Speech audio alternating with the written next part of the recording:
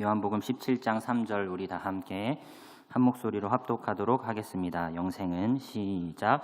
영생은 곧 유일하신 참 하나님과 그가 보내신 자 예수 그리스도를 아는 것이니이다. 아멘. 영생은 무엇입니까? 오늘 말씀은 영생은 곧 유일하신 참 하나님과 그가 보내신 자 예수 그리스도를 아는 것이라고 말씀합니다. 영생은 예수 그리스도를 믿는 것이다 라고 표현할 수도 있었는데 아는 것이다 라고 표현하고 있습니다. 신앙생활에 있어서 아는 것은 얼마나 중요할까요? 다른 말로 하면 신앙생활에 있어서 지식은 얼마나 중요할까요? 대신방을 진행 중에 있는데요. 여러 가정의 기도 제목 중에 심심치 않게 등장하는 주제가 있는데 그것은 바로 자녀들이 예수님을 인격적으로 만나기를 원합니다 라는 기도의 제목입니다. 우리가 주님을 인격적으로 만나기 위해 할 수 있는 일은 무엇이 있을까요? 교회는 우리 자녀가 주님을 인격적으로 만나도록 하기 위해 무엇을 해 주어야 할까요? 기도회, 수련회, 제자훈련, 좀 더 핵심을 짚어보자면 교회는 우리 자녀가 주님을 인격적으로 만나도록 하기 위해 우리 자녀에게 하나님에 관한 지식을 알려주어야 합니다. 교회는 성도에게 예수님에 관한 지식을 알려주어야 합니다. 개인적인 체험 및 간증을 들려주는 것보다 주님을 인격적으로 만나는 어떠한 신비적인 인간적인 방법을 일러주는 것이 아니라 하나님에 대한 지식, 예수님에 대한 지식을 알려주어야 합니다. 우리는 하나님을 알 수 있습니까? 하나님에 대한 지식이 가능합니까? 유한한 인간이 무한한 하나님을 알 수 있습니까? 하나님을 안다는 것이 가능한 일입니까? 우리는 이 질문에 대해 부정과 긍정 둘 다로 대답할 수 있을 것 같습니다. 알 수 없다와 알 수 있다 둘 다로 대답할 수 있습니다. 유한한 인간이 무한하신 하나님을 안다는 것은 불가능하지요. 하나님은 그래서 불가해 하십니다. 온전한 이해를 할 수 없는 분이라는 거죠. 인간의 입장에서. 그러나 그렇다고 하나님에 대한 지식 자체가 전혀 불가능한 것은 아닙니다. 하나님은 불가해 하시지만 우리가 불가지론에 빠지지는 않는다는 것이지요. 우리는 하나님을 알 수 있습니다. 왜냐하면 무한하신 하나님이 유한한 우리에게 자신을 알리기를 기뻐하셨기 때문입니다. 유한한 인간이 무한한 하나님을 완전히 알 수는 없어도 충분히 알 수는 있는데 그것은 하나님이 유한한 인간에게 자신을 이해할 수 있도록 우리의 이해 수준에 맞추어 자신을 계시하셨기 때문입니다. 우리는 하나님을 완전히 알 수는 없지만 인간이 알아야 될 만한 충분한 지식만큼은 하나님에 대한 충분한 지식은 알 수 있다. 충분히 의미 있는 지식을 가질 수 있다라는 것이죠. 하나님은 우리가 당신을 알기를 원하시기 때문에 우리가 이해할 수 있는 방식으로 우리에게 맞추어 계시를 해 주십니다.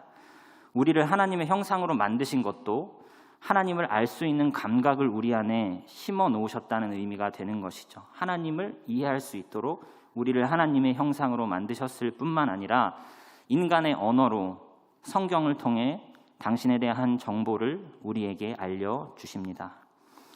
우리는 하나님을 완전히 알 수는 없지만 우리가 하나님을 완전히 안다는 것이 가능한다면 우리가 무한자가 되어야 하겠지요. 우리가 하나님과 같은 존재가 되어야 하겠지요. 무한한 존재를 완전히 알 수 있으려면 우리가 무한자가 되어야 하겠지요. 하지만 우리는 유한한 존재입니다. 그렇다고 하나님은 우리가 너는 유한하고 나는 무한하니 너 알아서 나를 알아봐봐 이렇게 하지 않으시고 하나님은 우리가 어떠한 신비적인 방식을 추구하면서 하나님 알기를 이렇게 따라오게 하지 않으시고 명료한 언어로 성경으로 주님을 계시하시고 이렇게 성경으로 나를 알라라고 우리에게 그 길을 알려주셨지요. 많은 사람들이 종교는 주관적인 영역의 것이다라고 생각을 하는 경향이 있습니다. 이와 관련해서 이제 칸트라는 철학자는 하나님은 지식의 대상이 아니요 믿음의 대상이라 말을 했다고 합니다. 오늘 설교는 두 가지 책에서 조금 인용 구절을 빌려왔는데요. PPT를 한번 보여주시면 바빙크의 개혁파 교의학이라는 4권짜리 책이 저 파란 책 한 권으로 이제 미국의 존 볼트 교수가 한 권으로 축약한 저 책과 그리고 굉장히 얇은 책인데 저 책에서 첫 번째 보라색 책, 저 책에서 첫 번째 챕터를 참조하여서 오늘 설교를 구성해 보았는데요. 일단 저 파란 책에 이 칸트에 대해서 이러한 내용이 있는데 쭉 읽어보면 핵심만 이렇게 밑줄로 이렇게 전달을 해드리자면 칸트는 하나님을 알 수 없고 다만 믿을 수 있을 뿐이라고 주장을 합니다. 되게 그럴싸해 보이는 명제처럼 느껴지지요. 인간은 하나님을 알 수 없고 믿음의 대상일 뿐이다. 이러한 주장은 하나님에 대한 지식은 객관적인 것이 아니고 주관적인 것 정도다.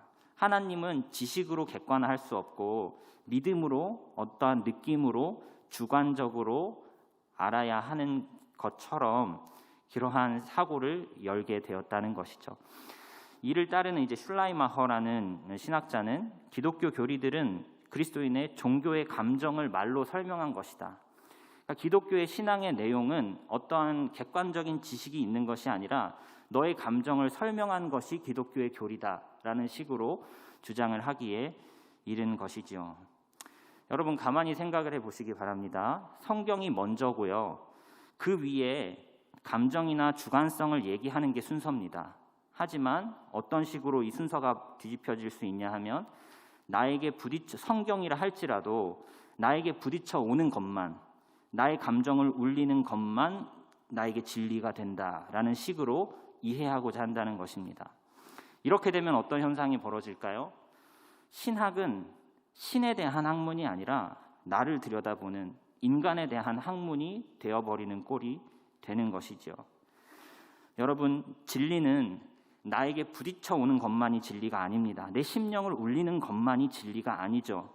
진리가 나에게 다가와 줘야 진리가 되는 것이 아니라 우리의 생각이나 감정에 맞지 않아도 우리가 진리로 나아가야 하는 것이죠. 우리의 감정에 집중할 것이 아니라 진리 자체를 찾고 집중해야 하는 것입니다. 내게 아무리 감동을 주어도 그것은 진리가 아닐 수 있고 내게 아무런 감흥을 못 주어도 그것은 진리일 수 있지요.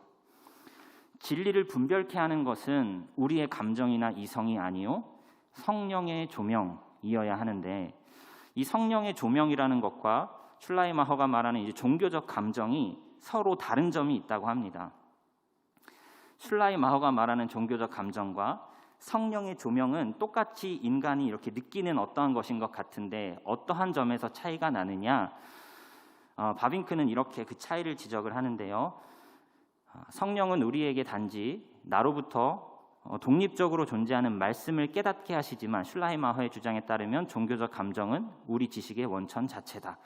정리를 하자면 성경을 진리의 근원으로 인식하게 하는 것은 성령이시고요. 그러니까 성령은 성경이 진리인 것을, 진리의 원천인 것을 인식하게 인도하는 반면에 슐라이마허가 말하는 종교적 감정은 진리의 근원을 내 감정 자체에 둔다는 것이죠. 진리의 원천이, 지식의 원천이 무엇입니까? 감정입니까? 성경입니까? 여러분, 우리는 마음속을 들여다보면서 진리를 생산해내고 깨닫게 하는, 진리를 만들어내는 자가 아니죠. 우리는 진리를 수납하는 자입니다. 진리는 내 안에 있지 않고요.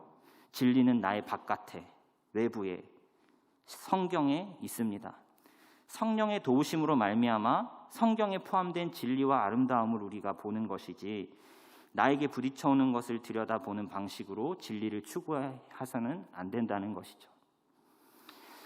성경을 이해할 때 성경 전체의 그 진리를 내가 아름다움을 보고자, 진리를 깨닫고자 성령에게 간구하면서 성경 자체로 나아가는 것이지 성경이 나에게 부딪혀오는 것만을 진리로 여기는 것은 위험한 편협한 방식이라는 것입니다. 성령의 역사라 하여서 여러분, 성령의 역사를 무엇이라고 생각합니까? 바빙크가 말하는 성령의 역사는 적용하는 영이에요. 성령은 적용하는 영입니다. 내용을 갖고 있는 것이 아니라 이미 내용에 완전한 내용 되시는 성경, 완전한 내용 되시는 그리스도로 우리를 인도해 주시는 것이 성령의 사역인 것이죠. 다시 말하면 성령의 역사라 하는 것이 성경 아닌 것으로, 그리스도가 아닌 것으로 우리를 감동시키지 않는다는 것입니다. 성경은 적용하는 영이시고 우리를 진리 가운데로 인도하는 영이시지 성령이 우리에게 새로운 계시를 주는 영은 아니라는 것이에요. 계시의 절정은 그리스도지요. 계시는 그리스도로 말미암아 종결되었습니다. 우리는 성경에 없는 추가적인 계시를 간구해서는 안 되고 성경에 없는 추가적인 계시가 우리 인생에 필요하지도 않습니다. 하나님이 그렇게 역사하지 않으시겠다는 거죠. 그러니 신비주의적인 방식으로 주를 알려고 하지 마시고 성경을 통해 성령의 조명하심을 간구하며 주님 알기를 힘쓰시기 바랍니다. 성경을 붙들고 우리의 이성을 다하여서 성령의 도우심을 간절히 갈망하는 마음으로 주님을 알아야 하는 것이지 성경을 덮어두고 주님을 어떠한 열심으로 알려고 하는 방식은 아니다라는 것입니다. 이런 면에서 성경은 신학의 외적인 원리, 성령은 신학의 내적인 원리다라고 말하기도 합니다. 하나님은 하나님의 방식으로 이해해야 합니다. 영적인 것은 영적인 것으로 분별한다 하지요. 이 말은 하나님은 영이시기에 하나님을 이해하려면 영적인 방식으로, 성령의 도움으로, 다른 말로 하면 내 이성이나 내 감정이나 내 이해로 하나님을 알려고 하는 것이 아니라 믿음으로, 영적인 믿음으로, 성령이 주시는 믿음으로 하나님을 알고자 해야 한다는 것입니다. 신학은 세상의 학문과는 달리 이 믿음이라는 것을 전제로 하고 연구를 하기 때문에 과연 신학이 학문이라 불릴 자격이 있느냐, 세상 사람들은 신학을 향하여 너희가 학문이냐? 라고 의심의 눈초리를 보내곤 합니다. 그러한 세상의 눈초리에 신학이 자신을 항변하고자 스스로 믿음을 제외하면서 신학자들이 그래, 나도 학문인데 그래, 그럼 우리가 믿음을 내려놓고 객관적으로 종교를 연구해서 너희가 설득될 수 있는 방식으로 내가 설명해 볼게. 우리가 믿음을 빼버리고도 우리의 종교가 얼마나 탁월한지 설명해 볼게 라는 시도를 신학 스스로 하기 시작했다는 거죠. 내 순전한 이성으로 믿음을 내려놓고 내 순전한 이성으로 종교의 기원을 논하고 순수한 이성으로 종교의 역사성을 연구하면서 우리 이러한 역사 되게 괜찮지 않니? 소위 신학도 객관적이어도 하나도 손색이 없어. 내가 믿음을 내려놓고 하나님을 봐도 하나님은 탁월해, 이런 식으로 설명하고자 하면서 학문과 어깨를 나란히 하려는 시도를 했다는 것이죠. 이것에 대해서 바빙크는 뭐라고 지적하냐면 신학의 영광을 스스로 걷어차 버렸다. 여러분, 우리가 하나님은 인간의 이성을 통해서 접근이 가능한 존재입니까? 내 한계의 이성으로 수납되는 것만이 하나님이십니까? 우리는 믿음으로 하나님을 받아들이고 그 믿음의 방식으로 하나님이 알려주시기를 겸허히 엎드리는 그러한 자세로 하나님께 나아가야 되는 것이죠. 하나님은 믿음 없이 인간의 이성으로만 연구할 수 있는 대상이 아니죠. 이 하나님이라는 이 대상 자체가 과학적인 방식으로 접근이 불가하기 때문에 우리는 영적인 방식으로 이해 이전에 일단 하나님을 믿기로 작정하고 하나님이 이끌어 주시는 방향과 방식대로 하나님을 알아가야 됩니다. 이게 신학의 독특성이고 신학의 영광입니다. 하나님은 무한하시고 영적인 존재이시기 때문에 이 신학을 하려면은 일단은 믿음이 있어야 되고 이 믿음 안에서 하나님이 이끌어 주시는 길로 하나님이 성령이 조명해 주시기를 간구하는 자세로 겸허하게 학문을 해야 되는 영역인 것이죠. 우리가 학문성을 담보하고자 믿음을 걷어차버리고 과학적으로만 신학의 독특성과 영광을 증명해 보이겠다라고 접근하는 것은 하나님을 인간의 이성만으로 파악할 수 있다는 오만한 자세인 것이죠. 여러분, 신학은 뜬구름 잡는 이야기만 하는 학문이 아닙니다. 우리가 가진 믿음은요, 지식을 두려워하지 않아요. 신비주의에 둘러싸여 있는 그런 이방 종교들이 오히려 지식을 두려워하는 것처럼 지식을 두려워하지, 기독교는 지식을 두려워하지 않습니다. 신비주의에 둘러싸여 지식이 오히려 신앙을 해치는 것처럼 여기는 것은 기독교인의 자세가 아니에요. 기독교는 질문을 두려워하지 않습니다. 믿음과 지식의 간극을 절대로 화해할 수 없는 지경까지 서로 떨어뜨려 놓은 것은 기독교를 약화시키는 거예요. 믿음의 순수성을, 지식을 멀리하고 무언가를 믿겠다 하는 그것이 우리의 믿음의 순수성을 지키는 것이 아니다라는 것입니다. 우리의 믿음은요, 온전한 지식을 힘써 알기를 추구할 때 약해지는 것이 아니라 오히려 견고해진다는 것입니다. 때로는 신학의 목적이 교회를 견고하게 만들기는커녕 신학이 오히려 교회를 분열시키고 있지 않습니까? 성경을 순수하게 믿으면 되는 것이지 오히려 신학자들이 교회를 혼란케 하고 있는 것 아닙니까? 라는 생각이 드실는지도 모르겠습니다. 그러나 일단 신학은 자연스러운 것이다 라고 말씀드리고 싶습니다. 성경에는 구원에 필요한 지식조차 다양한 질서에 따라 흩어져 있어요. 무엇이 구원인지 정의를 내리려면 한 절만으로 이렇게 뽑아서 말할 수 있지 않고요. 여러 가지 구절을 통해서 하나님을 알아야 하고 여러 가지 구절을 통해서 구원이 무엇인지를 밝혀내야 하는 것입니다. 명료하게 딱딱 써 있지가 않다라는 것이죠. 이것에 대해 바빙크는 예를 들어주는데 제가 한 대목을 읽어보도록 하겠습니다.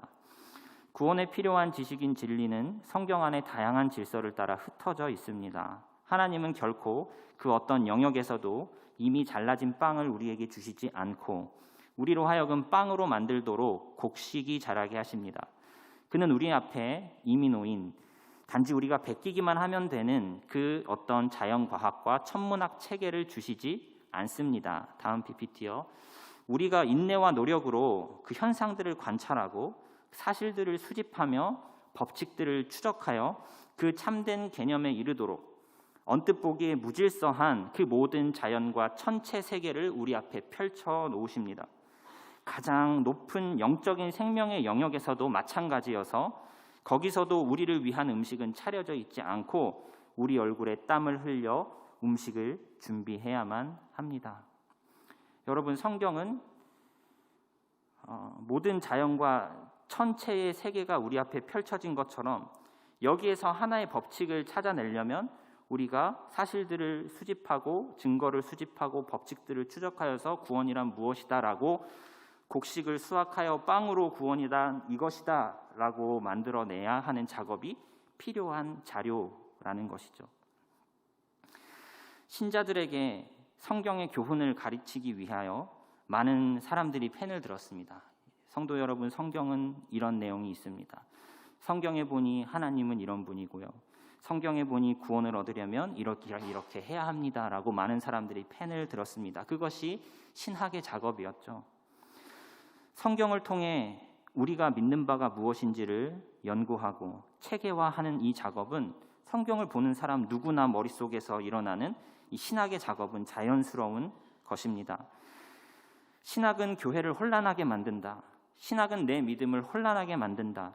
사실 신학은 교회를 혼란하게 하려고, 내 믿음을 혼란하게 하려고 존재하는 것이 아니라 오히려 신학은 교회를 건강하게 하고 내 믿음을 견고하게 하기 위해 신학은 존재합니다. 여러분, 바른 신학이 여러분의 신앙을 건강하게 만들 것입니다. 또한 신학은 전적으로 이론적인 목적에 그치지 않고요. 신학은 오히려 철저하게 실천적 목적을 지닙니다. 이에 대해 바빙크는 이렇게 표현하였는데요. 실천 없는 신학은 신학이기를 멈추는 것이다. 실천되지 않는 신학은 그 명칭을 부당하게 지닌 것이다. 그거는 과연 신학이라 할 수 있느냐는 거죠. 사랑이 없는 믿음이 가능하냐? 불가능하다. 하나님을 알고 아는 데서만 그치고 그를 섬기지 않는 것이 가능하냐? 여러분, 신학의 지식은요, 우리에게 단지 머리를 채우는 데만 멈추지 않고요, 하나님으로 우리가 머리를 채우기 시작하면요, 우리의 행동이, 우리의 감정이 하나님을 찬양하지 않을 수가 없게 된다는 것이죠.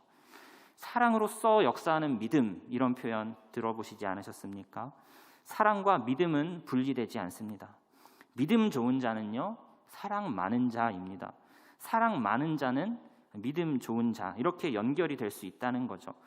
믿음과 사랑이 이렇게 분리될 수 없지만 여러분, 한 가지 주의하셔서 생각하셔야 될 점이, 나는 사랑만 열심히 하여서 사랑하는 사람이 되기를 힘써서 믿음 좋은 사람이 되어야겠다라고 생각지는 마십시오. 그러니까 이론은 무시한 채 나의 삶의 실천만으로, 내가 하나님에 대한 지식은 빈약한데 나는 도덕적인 삶을 훌륭하게 살아내겠다, 내 지성으로, 나는 지성에는 관심이 없고 나는 사람 사랑하는 거에만 관심이 있어, 이렇게 생각하지 마셨으면 좋겠습니다. 여러분, 믿음과 사랑 연결되어 있지만 사람을 제대로 사랑하는 것과 하나님을 제대로 사랑하는 것은 분리되지 않고요, 사람을 제대로 사랑하려면요, 하나님을 제대로 알아야 됩니다. 하나님을 제대로 아는 진리에 대한 지식이 없이 사람을 제대로 사랑할 수 있을까요? 여러분, 믿음과 사랑, 이론과 실천, 이 중에 먼저 잡아야 되는 것이 있다면 그것은 단연코 믿음입니다. 여러분, 믿음의 덕을, 덕의 지식을, 지식의 절제를, 절제의 인내를, 인내의 경건을, 경건의 형제 우애를, 형제 우애의 사랑을, 믿음의 덕, 덕의 지식, 지식의 절제, 절제의 인내, 인내의 경건을 쌓고 경건의 형제 우애, 형제 우애의 사랑을 더하라. 출발이 믿음이었고 마지막이 사랑이었습니다. 뭐 먼저 잡으라고요? 믿음이요. 믿음을 먼저 잡고 사랑으로 쌓아가는 것입니다. 믿음에서 시작하여 사랑으로 나아가는 것이죠. 믿음을 먼저, 이론을 먼저, 지식을 먼저 견고히 해야 합니다. 사람이 단지 선하게만 살면요, 굳이 뭐 지성이 필요하겠어요? 사람이 그냥 결국엔 결과적으로 다 착하게 살라는 거 아닙니까? 이교도도 여러분 착하게 살아요. 하나님 몰라도 착하게 삽니다. 다 똑같은 거 맞나요? 행동이 같아도 하나님은 동기를 보시죠. 이 사람이 믿음으로 하느냐, 어떠한 다른 술수로 하느냐. 다른 사고나 다른 동기에서 나온 행동은 같은 행동이어 보인다 할지라도 다른 결과를 가져올 수 있어요. 내가 다른 의도를 갖고 같은 행동을 한다 할지라도 결과가 달라질 수 있다고요. 갈라디아서 5장은 육체로 신앙생활하는 사람과 성령으로 신앙생활하는 사람을 소개해주고 있습니다. 똑같이 기도하고 똑같이 금식하고 똑같이 예배하고 똑같이 봉사하는데 어떤 사람의 마음속에는 우월의식이 쌓이고 때로는 열등감이, 조바심이 생기기도 하고 회의주의에 빠지기도 하는 신앙생활을 하는 반면에 어떤 사람의 마음속에는 겸손함과 감사함과 끝없는 열정이 자리하는 신앙생활을 하는 사람이 있습니다. 내 힘으로 신앙생활을 하는 사람은요, 똑같은 경건의 일들을 하지만 성공하면 우월감, 실패하면 좌절감에 빠지고, 나는 잘했는데 얘는 못하네, 서로 비교하거나 다투며 헛된 영광에 자신이 취하곤 하지만 내 힘으로 하면 그렇다고요. 그렇지만 이 같은 행동이라 할지라도요, 성령이 주시는 은혜로 감당하면, 성령으로 신앙생활을 하는 사람은 사랑과 희락과 화평과 오래 참음과 자비와 양성과 충성과 온유와 절제의 열매를 맺고도 나는 마땅히 해야 될 일을 했을 뿐입니다. 나는 무익한 종일 뿐입니다. 나 자신을 다 쏟아붓고 정말 풍성한 열매를 맺었음에도 불구하고 모든 영광을 하나님께 돌리는 겸손한 신앙생활을 한다는 것이죠. 어떤 힘으로, 여러분 어떤 동기로, 어떠한 마음으로 실천했느냐가 중요하다고요. 어떠한 지식에 근거하여 실천했느냐가 중요하다고요.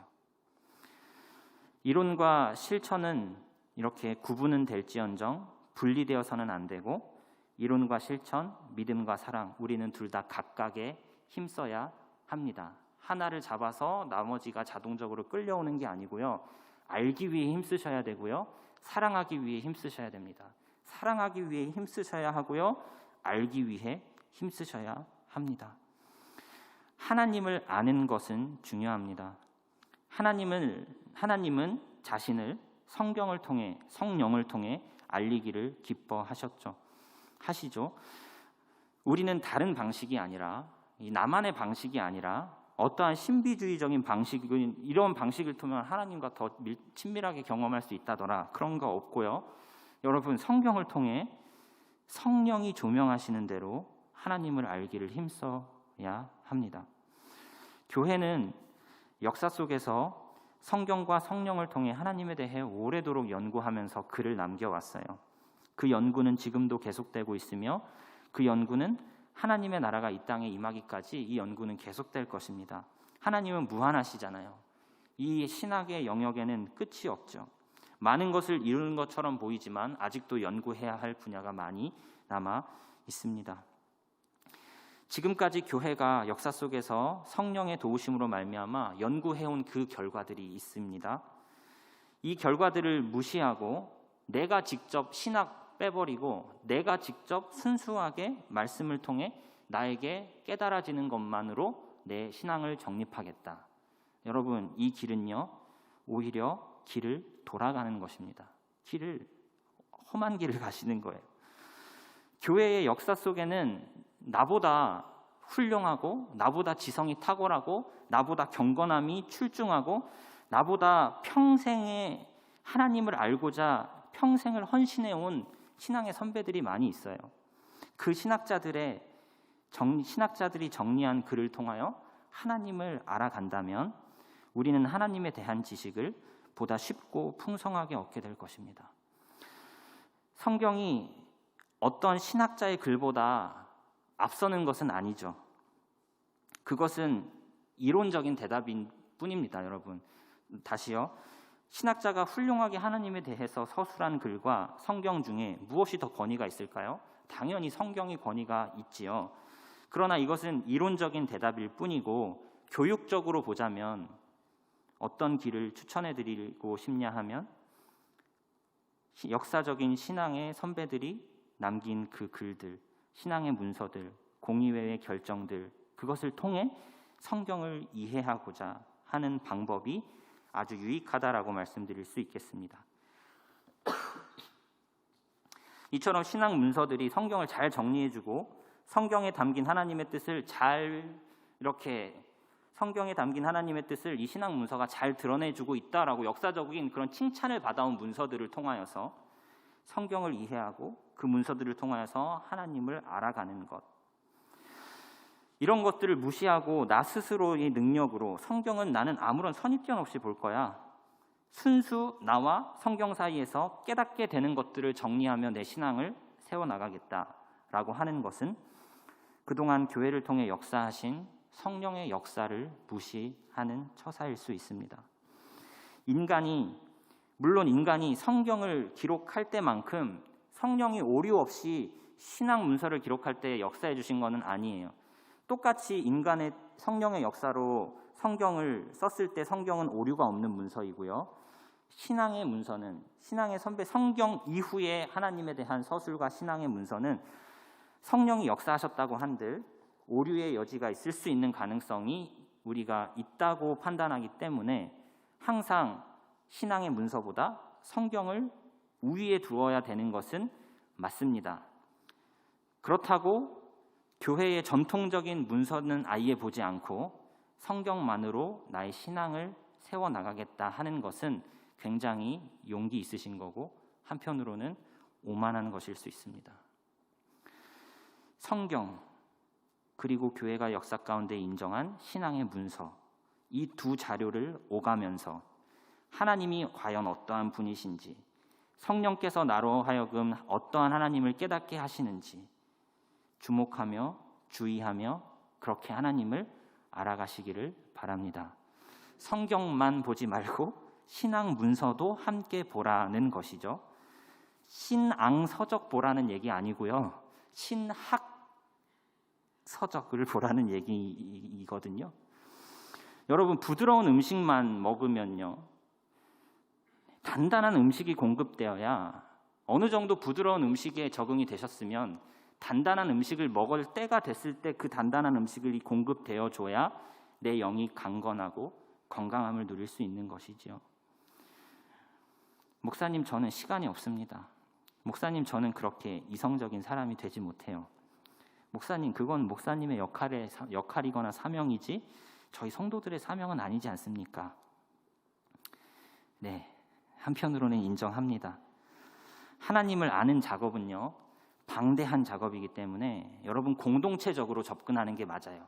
누구는 이 방면에, 누구는 이 방면에, 누구는 이 방면에 서로가 각자의 역할을 맡아 충실하면서 이것을 종합하여 하나님을 알아가는, 그렇게 공동체적으로 접근하는 것이 맞을 겁니다. 목사의 역할이 있고 집사의 역할이 있고 장로의 역할이 있다는 것이죠. 그리스도를 머리로 하는 교회 공동체에는 눈이 있고 코가 있고 귀가 있고 손이 있고 발이 있다고 말씀하지 않습니까?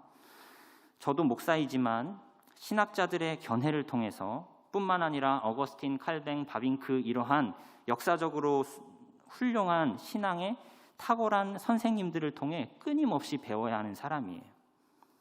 목사야말로 성경을 보고 신앙 문서를 보는 이런 일에 더욱 사명감을 가지고 덤벼들어야 하는 사람이죠. 목사는 성도에게 끊임없이 성경에 대해, 끊임없이 신앙 문서에 대해 도전을 주고 이것이 실제로 과연 그러한가 하여 성경을 통해 확인하고 직접 그 자료를 성도로 하여금 찾아서 보게 하고, 목사 자체에 주목하게 만드는 것이 아니라 말씀 자체에 주목하게 만들고 자료 자체에, 신앙 문서 자체에 집중하게 인도해주고 그 자료를 통해 단단한 음식을 섭취할 수 있는 성도가 되게 이끌어주고, 그렇게 목사가 인도해 주므로 우리 교회는, 우리의 신앙생활은 보다 견고해지고 보다 행복해지리라 확신합니다. 여호와를 알자, 힘써 여호와를 알자. 이것은 우리의 전 인격을 통해 해야 하는 작업입니다. 이성만, 머리로만 하는 작업이어서는 안 되고 마음을 다하여야 하고요. 하나님을 알려면 시간을 쪼개 써야 하고요. 겸손한 마음으로, 경건한 마음으로 깨어있기를 힘쓰면서 해야 하는 작업입니다. 하나님을 아는 것이요, 또한 이것은 공동체적으로 접근해야 하는 작업입니다. 나 홀로 감당할 수 없고 신앙의 선배들을 의존해야 하고, 목사는 목사의 사명을, 집사는 집사의 사명을, 장로는 장로의 사명을, 그 사명의 본질이 무엇인지 이해하고 그렇게 각자의 역할에 힘쓸 때 우리는 좀 더 하나님을 알게 될 것이고 우리의 교회는 좀 더 영광스러워질 것입니다. 우리의 신앙생활은 좀 더 강력해지고 행복해질 것입니다. 하나님을 아는 것, 여러분 중요합니다. 성경으로, 성령으로, 교회 공동체를 통하여 주님을 알아가시기를 바랍니다. 성도 각자 모두가 힘써 여호와를 알아가시고, 여러분 부드러운 음식에만 만족하지 마시고 여러분의 영적 성장을 위하여 단단한 음식에 도전하시기 바랍니다. 어디 특별한 방식으로, 다른 신비한 방식으로, 혹은 나만의 방식으로 주님을 알려고 하지 마시고 바른 신학으로 성경을 배워가시고 그렇게 깨달은 성경의 진리를 삶 속에서 실천해 가기를 힘쓰시는 저와 성도님들의 귀한 삶 다 되시길 주님의 이름으로 축원드립니다.